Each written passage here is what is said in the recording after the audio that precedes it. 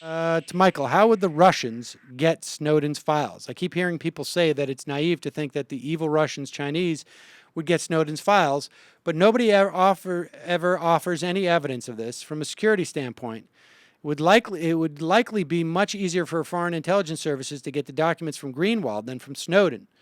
Remember, Snowden is a legitimate NSA security expert. He might know a thing or two about keeping his information secure. I find it. I could rephrase it and say I wouldn't be as certain as Greenwald claims or Snowden claims when they say that there's no way that that's been looked at. And I would just say it seems pretty obvious given the circumstances that he's stuck at an airport lounge for a month and he's applying to a place for asylum. He doesn't have many options. And so, but wait, work he's not in control. I mean, here's the thing. Here's the thing. Let me finish something. So you're saying that the Russian government has certain leverage over him, okay, and therefore total leverage. Over him. Total leverage over him, and so it is.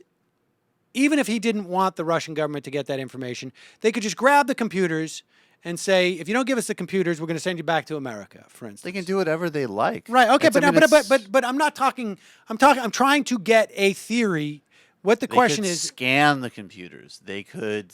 Yeah. They could say just as simply as that. All right. Don't let us look at your files. You're gone. I mean, it seems incredibly naive and ludicrous to think that that's not very likely what would have happened. And I don't know, like, what this line, like, the evil Chinese or Russians. I don't know. All right, forget the evil Chinese. I mean, I think American intelligence in the same position would do a similar thing. I mean, this is just how things work. But the flip side of that argument is that the same leverage that Russia can use in that instance is also probably the only leverage that Snowden has. In other words, it's hard to fault Snowden for not going to these countries because they're the only countries that could possibly protect him from the United States. That's a separate question.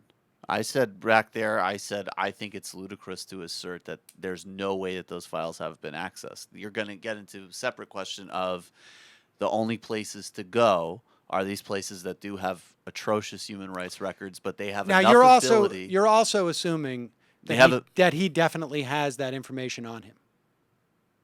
That's a totally fair point.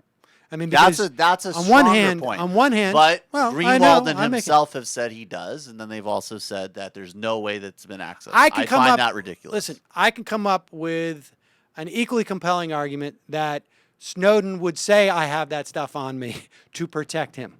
Okay, but then we're just going, you know. Well, that's what I'm saying. I also think. In other words, it is not. What you really should be saying is, if he really does have that information on his person, then it's hard to believe that the Russians haven't accessed it. That's exactly what I've been saying. No. You've been saying it's hard to believe the Russians haven't accessed it.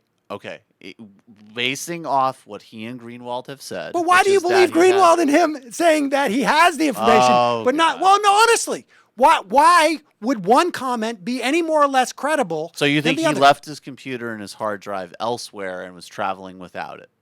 And the Russians have kept him there for a month and are giving him asylum for a year and not getting anything out of it other than the potential of embarrassing us, which they don't seem that happy about, incidentally. That's why when did Putin indirectly threaten him and pretty much said, you can possibly stay here if you stop leaking things.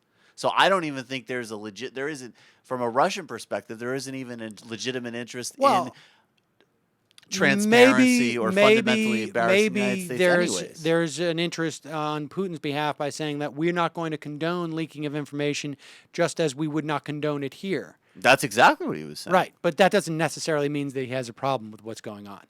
It doesn't mean I think he doesn't have a problem. He sort of said it tongue in cheek too, like, "Oh, if he stops hurting our American friends." No, he said it. No, because he's also sending a signal to his own domestic constituency that this is not the type of thing that we look positively upon. Right. And again, it's like it's not an attack on Edward Snowden. It's just when you first of all, when you leak a broader set of things, it does raise another set of questions. Sorry, that's reality. All right. And number two, all right, we're gonna move on. Being in these other countries raises other questions.